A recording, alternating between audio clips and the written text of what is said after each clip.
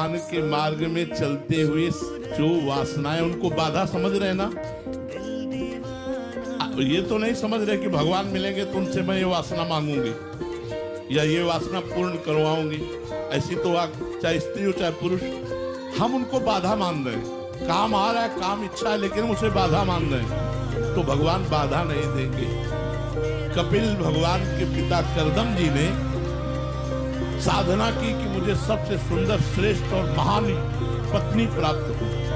10,000 वर्ष तक साधना की, भगवान प्रकट हुए।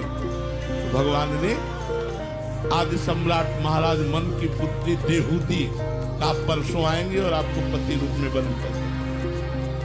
हमारा अगर लक्ष्य बन गया है भगवान की प्राप्ति, तो हमारी हजारों वासनाएं भले हमारे साथ चले, वो बाधा रूप में ना कि लक्ष्य के रूप में।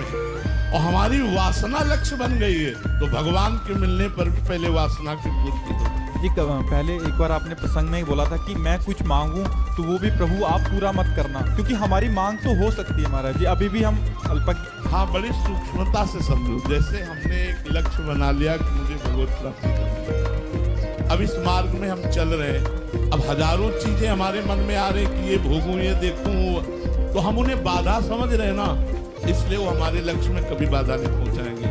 अगर निष्ठा हो जाए, मुझे अमुक भोग चाहिए, तो वो भोग की भरमार कर देंगे।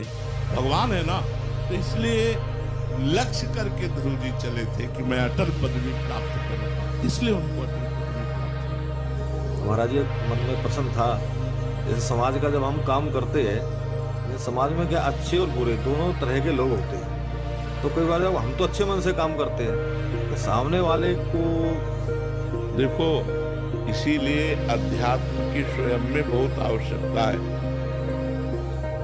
समाज में कल्याण करने के लिए, मंगल